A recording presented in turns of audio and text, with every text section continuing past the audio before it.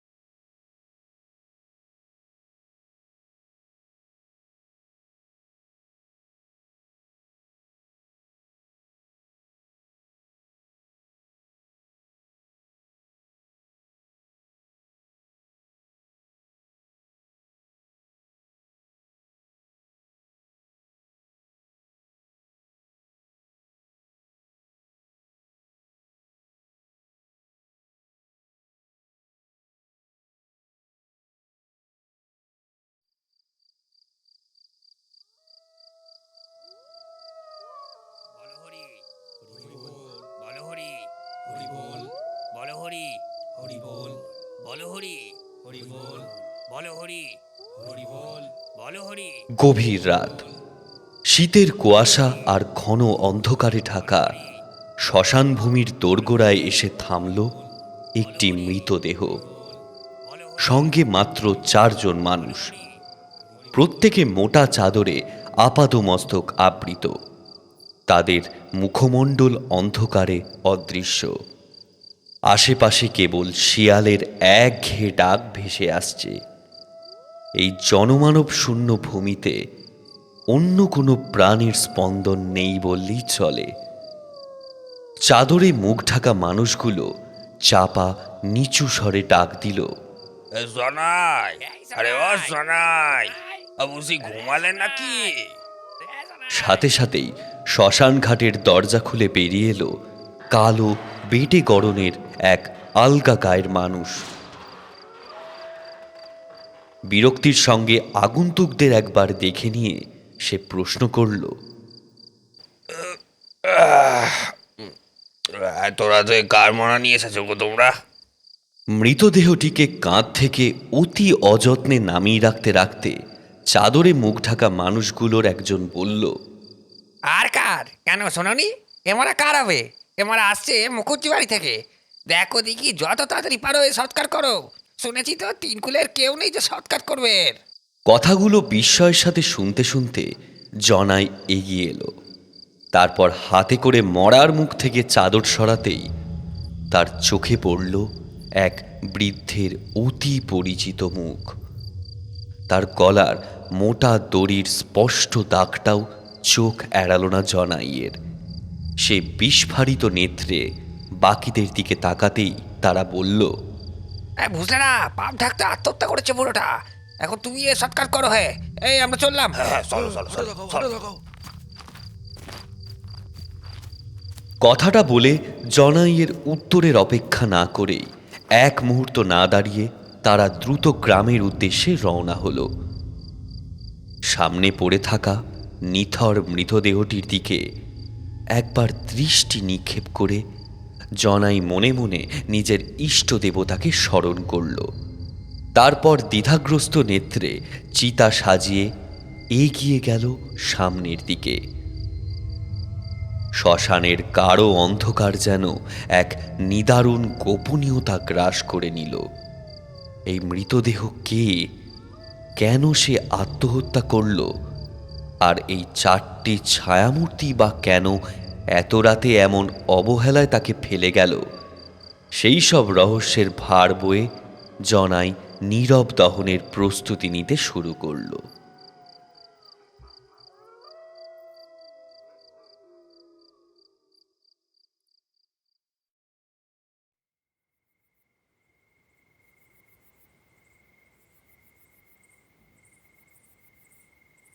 শীতের হিমেল রাতে সুকান্তর চোখে বারবার ঘুম নেমে আসছিল।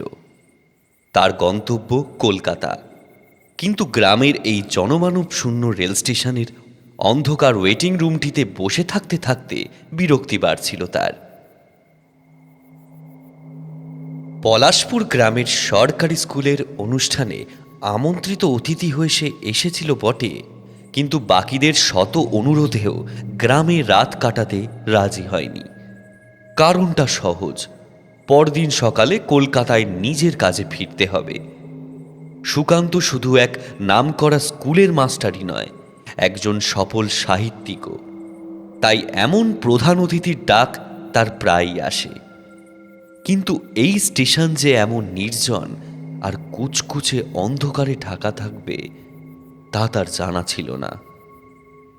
ওয়েটিং রুমের একমাত্র জানালা দিয়ে দূরের গ্রামের টিমটিমে আলোগুলো মাঝে মাঝে চোখে পড়ছে। স্টেশনে প্রাণের উৎস বলতে ছিলেন একজন স্টেশন মাস্টার ও একজন গার্ড। তাও গার্ড এখন বাইরে চাদর চাপা দিয়ে ঘুমোচ্ছেন, আর এত রাতে অন্য কোনো ট্রেন থামে না বলে স্টেশন মাস্টার একটু আগেই পাড়ি দিয়েছেন নিজের বাড়ির উদ্দেশ্যে।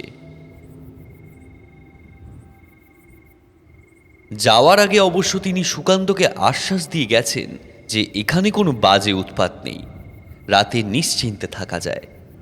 এই কথাটি অবশ্য এই খুটখুটে অন্ধকারে সামান্য স্বস্তি এনে দিয়েছে। বাইরে মাঝে মাঝেই শীতল বাতাস বয়ে চলেছে। সেই বাতাসে স্টেশনের আশেপাশের বিশাল গাছগুলোয় আলোড়ন সৃষ্টি হচ্ছে, যার হুসহুস শব্দ কানে আসছে যেন।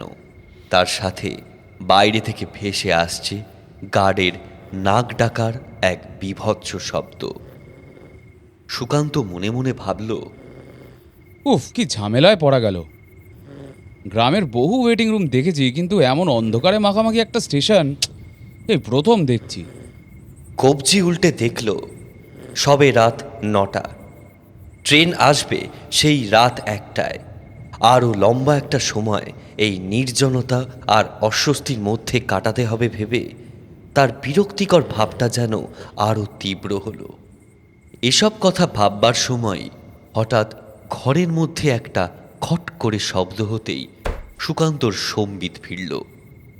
সে মনে মনে ভাবল, তার মানে আমি ছাড়াও এই ঘরে আরও কেউ আছে? কথাটা ভাবার সঙ্গে সঙ্গেই ঘরের মধ্যেকার সেই অদৃশ্য ব্যক্তিটির উদ্দেশ্যে জিজ্ঞাসা করল। ঘরে কি কেউ আছেন নাকি? কিছুক্ষণ উত্তরের অপেক্ষায় বসে রইল সে। প্রথমে একবার কেউ কেশে উঠল। কাশি থামলে একটা খ্যাস খ্যাসে সর্দি জড়ানো কণ্ঠে কেউ বলে উঠল, আছি তো বটেই দাদাবাবু, সেই শুরু থেকেই আছি। তারপর একটু থেমে প্রশ্ন করল, আপনি কি ওই স্কুলের কবিবাবু নাকি? হুম। সঙ্গে সঙ্গে আবার সেই কাশির শব্দ, আর তারপরেই সেই কণ্ঠস্বর, তা দাদাবাবু বোধহয় আমাকে চিনতে পারছেন নে। তা পারবেনই বা কিভাবে? সেই কত আগের পরিচয়, তার উপরে আবার এই অন্ধকার। তবে এই ঘরে আপনারে আমি সেই প্রথম দেখেই চিনতে পেরেছি। কথাটা শুনে সুকান্তর বিস্ময় আরও বাড়ল। সে বলল, আমাকে আপনি এই অন্ধকারে কিভাবে চিনতে পারলেন? সুকান্ত দেখল তার প্রশ্ন যেন মানুষটার মনে এক আনন্দের উদ্রেক করল। অন্ধকারে একটা কালো অবয়ব ধীরে ধীরে উঠে বসল। তারপর সেই আগের মতোই খ্যাসখ্যাসে গলায় বলে উঠল, আমি অন্ধকারে ভালোই দেখি দাদাবাবু। অন্ধকারের বাসিন্দা কিনা আপনাদের মতো আলোতে থাকবার সুযোগ আর কই বলেন? সুকান্তর বেশ অবাক লাগলো। লোকটা বলে কি? আমাকে ও চেনে? অস্মিনকালেও তো ওর গলা শুনেছি বলে মনে হয় না। কোনো এক মন্ত্র বলে যেন তার মনে মনে করা মন্তব্য ওই ব্যক্তি জেনে গিয়ে বলল, এ আর কি সেই আগের গলা আছে দাদাবাবু? সেই আগের দিন থাকলে আপনি আমার গলা ঠিক বুঝতে পারতেন। সুকান্ত নীরব রইল। লোকটা তার উদ্দেশ্যে আবার বলল, আমি জানতাম আপনি এখানে আসবেন বাবু, তাই আজ রাতের জন্য আমি আগে থেকেই এখানে এসেছি। আসলে অনেক কিছু বলার আছে যে আমার ছোড়দা বাবু। ছোড়দাবাবু নামটা কানে যেতেই যেন আঁতকে উঠল সুকান্ত। সে প্রচণ্ড ভয় জড়ানো কণ্ঠে বলল, এই নামটা আপনি জানলেন কিভাবে? কে আপনি বলুন তো? অন্ধকারের ভিতর থেকে হিস হিসের শব্দে মানুষটা বলে উঠল, ভয় পেলেন নাকি ছোড়দাদা বাবু? সেই কতদিনের পরিচয়। আমারে যে আপনারে অনেক কিছু জিগানোর আছে বাবু। সেই কতদিন ধরে আপনার কাছে ঘুরছি আমি, কিন্তু বিশ্বাস করেন সুযোগ পাই নাই। সেই রাতের কথা মনে পড়ে ছোটদা বাবু? সেই অন্ধকার ঘরের সিলিং থেকে ঝোলা একটি অসহায় মানুষের মৃতদেহ, সাথে কুদিদির কান্না মাখা কণ্ঠ মনে পড়ে? সুকান্ত যেন আতঙ্কে দিশেহারা হয়ে গেল। তার মুখ দিয়ে একটি মাত্র নাম বেরিয়ে এলো, কানাই কাকা। এবারে একটা অট্টহাস্য ছড়িয়ে পড়ল যেন সারা ঘরে। খ্যাসখ্যাসে গলায় সেই হাসি কাঁপতে লাগলো। চিনতে পেরেছেন তাহলে ছোটদা বাবু? ঠিকই বলেছেন, আমি সেই কানাই। শীতল অন্ধকার ওয়েটিং রুমের মধ্যে কানাইয়ের সেই অট্টহাসি যেন এক ভয়ঙ্কর স্মৃতির দরজায় ধাক্কা মারল। সুকান্ত বুঝল অতীতের এক বীভৎস অধ্যায় আজ এই জনমানব শূন্য রেল স্টেশনে প্রতিশোধ নিতে হাজির হয়েছে। অন্য দিনের মতো সেদিনও শীতের স্নিগ্ধ রোদ্দুর গায়ে মেখে মুখুজ্জেদের বাড়ির আম বাগানে খেলা করছিল বাড়ির ঠিক কাজের লোক মোক্ষদার মেয়ে কুহু।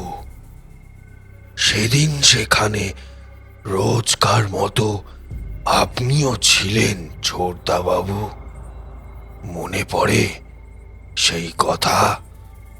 কানাই চিবিয়ে চিবিয়ে বলছিল কথাগুলো। সুকান্ত এখন চুপচাপ পাথরের মতো স্থির। তার বুকের ধুকপুকানি বেড়েই চলেছে। এই শীতের সন্ধ্যায় তার কপালে জমা হয়েছে বিন্দু বিন্দু ঘামের ফোঁটা। আমি রোজকার মতো আপনাদিগের এক মনে খেলতে দেখে এগিয়ে গিয়েছিলাম বাড়ির গাই গরুগুলারে বাড়ি ফিরিয়ে আনতে, কিন্তু দাদাবাবু আমার জানা ছিল না রোজকারের মতো ছিল না সেই দিনটা। আমি খেলার শেষে রোজ একটা গুড় মাখানো বাতাসা বেশ স্নেহ ভরে তুলে দিতাম 12 বছরের কুহুর হাতে। আমার কোনো কালেই সংসার ছিল না, তাই কুহুরে আমি আমার মেয়ের মতোই দেখতাম। কানাই থামল। তার হিস হিসে কণ্ঠস্বর যেন সময়ের পর্দা ছিঁড়ে আনছে অতীতের ঘ্রাণ।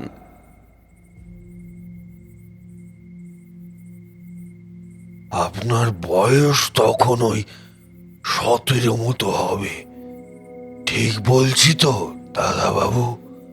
সুকান্ত কিছুই বলে না। এক দীর্ঘদিনের গোপন অপরাধ ফাঁস হবার প্রবল চিন্তা যেন এসে ভিড় করেছে তার মাথায়।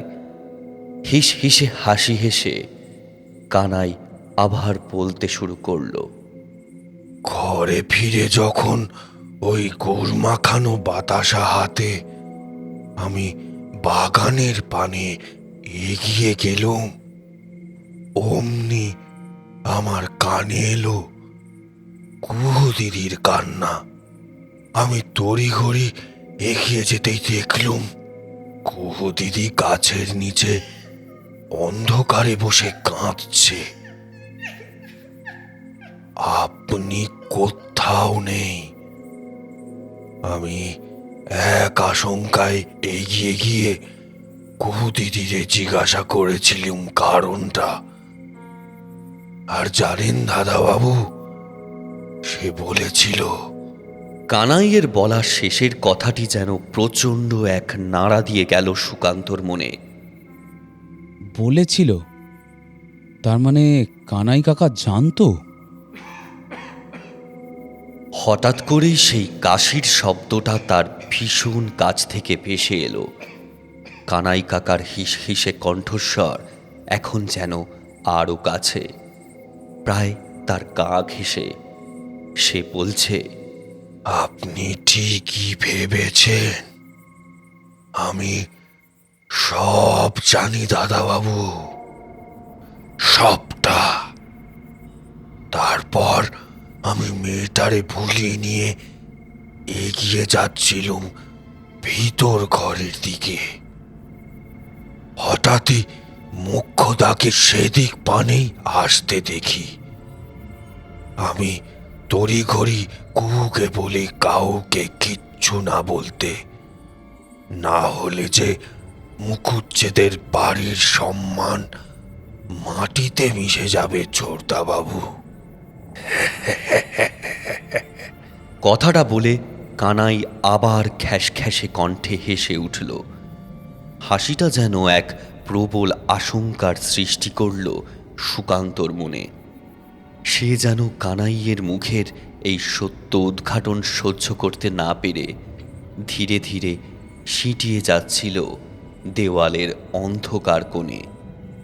কানাই আবার বলতে শুরু করল, মোক্ষদা মেয়েকে কাঁদতে দেখে বেশ ভয় পেয়ে আমার দিকে তাকায়। ছোট্ট মেয়েটারে ভুলভাল শেখানোর অপরাধে তখন আমার অবস্থাও হয়েছিল এই আপনারই মতো দাদাবাবু। আমিও কেমন যেন চোরা দৃষ্টিতে তার দিকে তাকাই।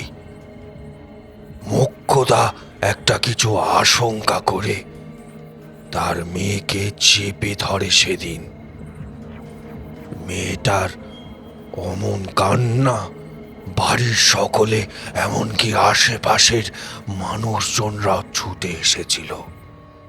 বড় কর্তা বাবু, গিন্নিমা কেউ বাকি ছিলেন না। আর সব শেষে এসেছিলেন আপনিও। কি ঠিক বলছি না বলেন? আপনি অন্ধকারে শিউলি গাছের নিচে দাঁড়িয়ে সব দেখছিলেন, এই এখনের মতো। তখনও আপনার চোখে ভয় ফুটে উঠেছিল। চমকে উঠল সুকান্ত। এই কুঁতকুতে অন্ধকারে কানাই তার চোখে ফুটে ওঠা লজ্জা বা ভয় কিভাবে প্রত্যক্ষ করছে। কানাই হাসল, বলল, এখন আমি কি আর আগের কানাইটি আছি গো ছোটদা বাবু? এখন আমি সব পারি, সব। তারপর সেদিন কি হয়েছিল ছোটদা বাবু, তা তো আপনি নিজের চোখেই দেখেছিলেন। কিন্তু একটিবারের জন্য কাউরে থামান নাই, কাউরে বলেন নাই। দোষ আপনার। ওরা সকলে কুহুকে ধরল। বাচ্চা মেয়েটা কি বলতে ঠিক কি বলল তা বোধহয় সে নিজেও জানে না। কুহু বলেছিল, আমার গায়ে হাত দিয়েছো। খানে কাকা আমারে বলতে বারণ করেছে। এতটা বলেই মেয়েটার নিজেকে সামলাতে না পেরে জ্ঞান হারালো। কথাটা পুরোটা না শুনেই সকলে ফেটে পড়ল আমার উপরে।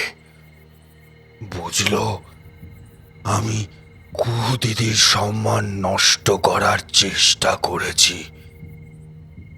কেউ একটিবারের জন্য আমারে কিচ্ছুটি জিজ্ঞেস করলো না। কাউর সেদিন মনে হলো না কানাই যে এই বাড়ির নুন খেয়েছে, যে এতদিন এই বাড়িতে কাজ করে তার চুল পাকিয়ে ফেলেছে, যার কাঁধে চড়ে এই বাড়ির সব বাচ্চারা এক সময় ঘুরে বেরিয়েছে, সেই কানাই কি এই কাজ করতে পারে? তাই বিনা অপরাধে সেদিন সেই কানাইকে শাস্তি পেতে হয়েছিল। কানাই থামল, তার গলা এখন কাঁপছে। হয়তো এই অন্ধকারের ভিতরেও তার চোখ দিয়ে গড়িয়ে পড়েছে কয়েক ফোঁটা জল। পিনপতন নিস্তব্ধতা নেমে এলো ঘরের ভিতরে। একটা দীর্ঘশ্বাস যেন গুমড়ে গুমড়ে ঘুরে বেড়াচ্ছে সর্বত্র। আবার কানাইয়ের কণ্ঠস্বর ভেসে এলো, কিন্তু এবারে একেবারে কাছ থেকে। সুকান্ত দেখল একটা কালো অবয়ব যেন তার বুকের ওপর ভর করে প্রায় সাপের মতো এগিয়ে এলো তার দিকে, আর তার জমাট বাঁধল ঠিক তার পায়ের কাছে।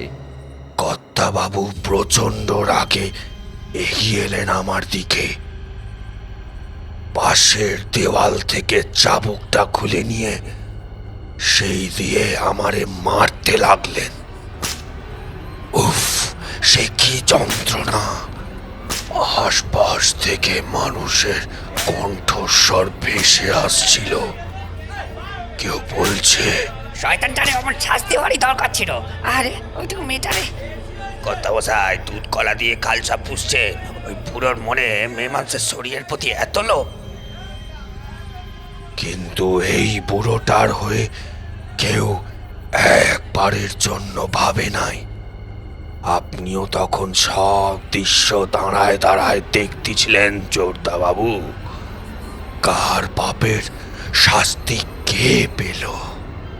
হ্যাঁ, আমারে রক্তাক্ত করার পরে কর্তাবাবু বাইরে ফেলে রেখে ঢুকে গেলেন ঘরে। আমি সেখানেই পড়ে রইলাম। সেদিন আমি চিৎকার করেছিলাম, আমি করি নাই কর্তাবাবু, ও কাজ আমি করি নাই। কিন্তু কেউ এই বুড়োর কথা শুনলো না। আমার যন্ত্রণাটা ওই রক্তক্ষরণের ছিল না, ছিল ওই পাপের বোঝার। যার কালিমা আমায় মাথায় লেপে দেওয়া হয়েছিল। তবে বুঝেছিলেন গিন্নিমা? মা! কথাটা শুনে কেঁপে উঠল সুকান্ত। অস্ফুটে তার গলা দিয়ে বেরিয়ে এলো। কানাই বলল, হ্যাঁ ছোটদা বাবু, গিন্নিমা। তিনি সবটা বুঝেছিলেন। তাই তো আমারে সেদিন রাতে ঠাকুর ঘরে ডেকেছিলেন। ঠাকুর ঘরের এক পাশে জ্বলতে থাকা প্রদীপের আলোয় তার মুখ কেমন যেন ফ্যাকাশে লাগছিল। তার চোখে জল, কিন্তু কণ্ঠস্বর দৃঢ়। কানাই, আমি জানি অপরাধটা কার, কিন্তু কানাই, আমি তো মা। আমার সন্তানের ওপরে এই কালিমা মানে মুকুজ্জে বাড়ির দেওয়ালে কালিমা লেপে দেওয়া, তার উপরে মুকুজ্জে মশাইয়ের কানে কথাটা উঠলে তুমি বুঝতে পারছো কি হতে পারে? গিন্নিমা আমার দিকে না তাকিয়েই বলেছিলেন, আমি তোমাকে আদেশ দিচ্ছি কানাই, তুমি এই অপরাধের দায় মাথায় নিয়ে কাল ভোরের আগে এই গ্রাম ছেড়ে, এই মুকুজ্জে বাড়ি ছেড়ে চলে যাবে চিরতরে। আর সঙ্গে নিয়ে যাবে এই বাড়ির কলঙ্কের বোঝা। সেদিন গিন্নিমায়ের মুখের দিকে এক দৃষ্টে তাকিয়েছিল মামি। তারপর অশ্রুসিক্ত নয়নে বলেছিলুম, এই কোন ছোটবেলায় বাপের হাত ধরে আপনাদের এই বাড়িতে এসেছিলাম আমি গিন্নিমা। এই মা মরা ছেলেটার উপরে আপনাদের অনেক উপকার আছে। প্রদীপের আলোতে চকচক করে উঠেছিল গিন্নিমার চোখ। আপনি এক চিন্তা করবেন না গিন্নিমা, আমি আমি কালই এই বাড়ি ছেড়ে চলে যাব। কেউ সত্যিটা জানতেও পারবে না। কথাটা সেদিন গিন্নিমার মনে লাগলেও রাধা মাধবের মূর্তির দিক থেকে একটিবারের জন্য নজর সরাননি গিন্নিমা। মায়ের হাতে তার ছেলের অপরাধের দায় চাপানো হলো এক বিশ্বস্ত ভৃত্যের কাঁধে। কলঙ্ক রক্ষার জন্য সত্যকে বলি দিলেন গিন্নিমাও, ঠিক আপনারই মতো করে। আর এই আমি নীরবে সেই বলি মেনে নিলুম। কিন্তু ছোটদা বাবু, মেনে নিয়েছিলুম কি? এবার আপনি বলেন। এটুকু বলেই তার ওই খ্যাস খ্যাসে সর্দি জড়ানো গলায় প্রচণ্ড জোরে অট্টহাস্য করে উঠল কানাই। হাসির ধাক্কায় ওই ওয়েটিং রুমের প্রতিটি জরাজীর্ণ ইঁট যেন নড়ে উঠল। সবশেষে তা গম গম করে ফিরে এসে ধাক্কা মারতে লাগলো সুকান্তর বুকে। সেই হাসি যেন এক পরাজিত মানুষের নয়, এক প্রতিশোধ পরায়ণ আত্মার উল্লাস। সুকান্ত নড়ে উঠল। এর পরের ঘটনাটা তার চোখের সামনে এখনো স্পষ্ট। সে যেন এই গভীর রাতের অন্ধকারের মাঝেও দেখতে পাচ্ছে সেই বীভৎস দৃশ্য। এবারের ঘটনাটা আর কানাইকে বলতে হলো না। সুকান্ত মনে মনে সবটা কল্পনা করে যেন শিউরে উঠল। তার ভেতরের কণ্ঠস্বর যেন চিৎকার করে উঠল।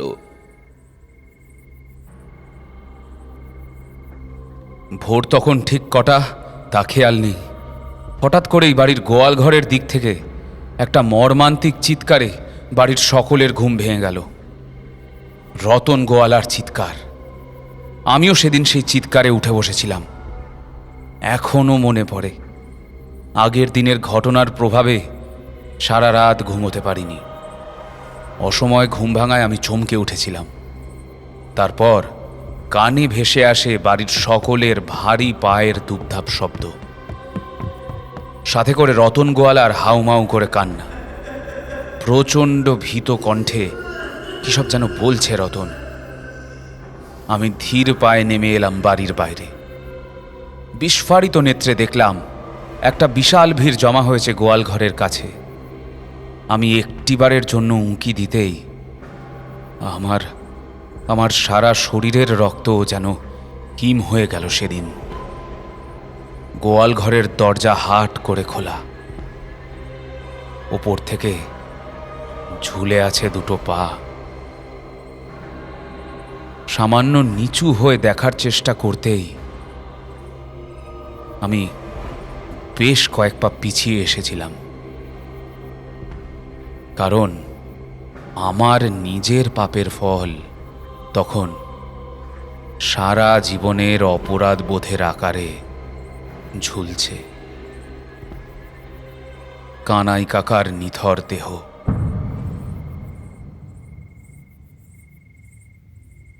তার সারা গায়ে লাল ছোপ, যা তার বাবার দান, আর তার মুখের ওই অদৃশ্য কালিমা আমার দেওয়া। এই সব নিয়ে সে আত্মহত্যা করেছে।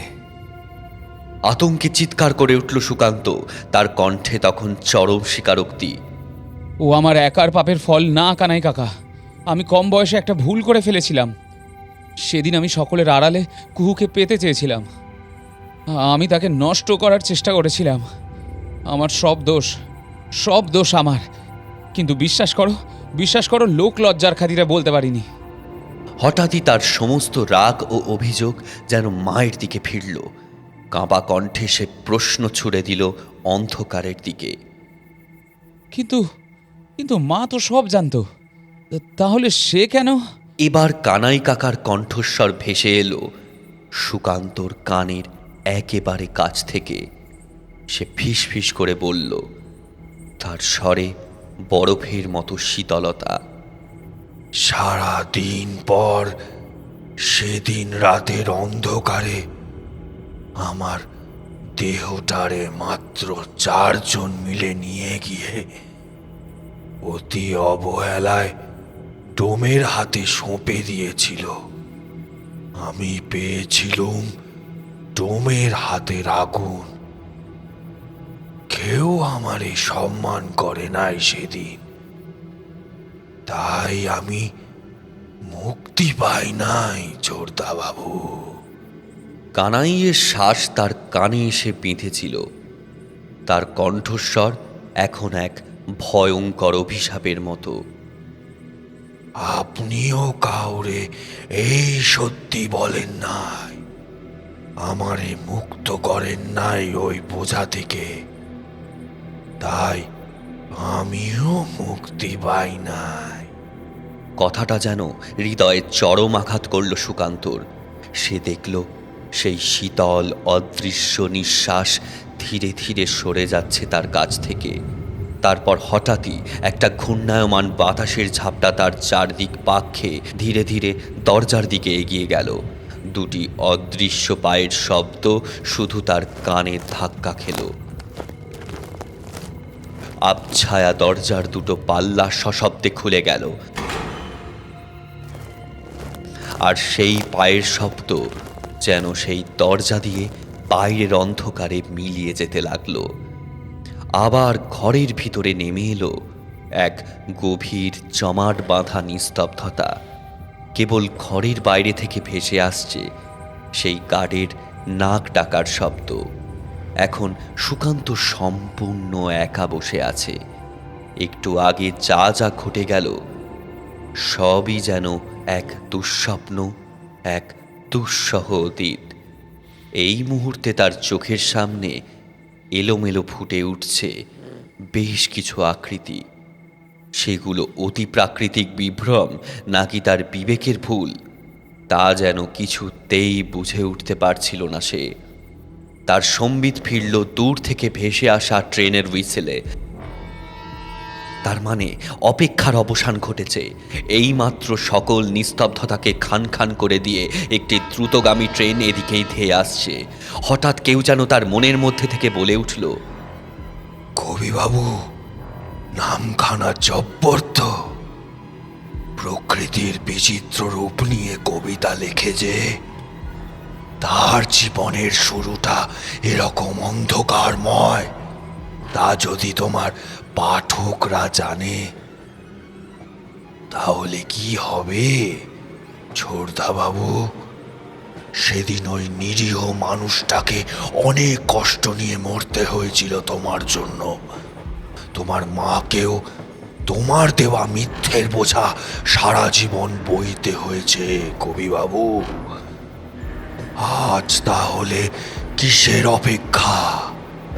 ওই তো ট্রেন আসছে, শুনতে পাচ্ছ না ওর শব্দ? ওর চাকায় পিষে গেছে কতই না মলিন ইতিহাস। আজ তোমার অপরাধের ইতিহাস কেউ নয়, ওরই চাকায় স্থান দাও। যাও, এখনো সময় আছে, যাও, সব অপরাধের সাঙ্গ করো, যাও। কথাটা ভাবতেই সুকান্ত বিদ্যুৎ বেগে ছুটে গেল ওয়েটিং রুমের বাইরে। দরজাটা খুলে সামনের দিকে তাকাতেই দেখতে পেল একটি উজ্জ্বল আলো তীব্র গতিতে এদিকেই এগিয়ে আসছে। সে আর এক মুহূর্ত অপেক্ষা না করে স্টেশনের ধার ধরে পাগলের মতো ছুটতে শুরু করলো। গ্রামের জনমানবহীন সেই এক চিলতে স্টেশন চত্বর, ঘুমন্ত গার্ড সকলকেই পিছনে ফেলে ঝাঁপ দিতে প্রস্তুত হলো সে।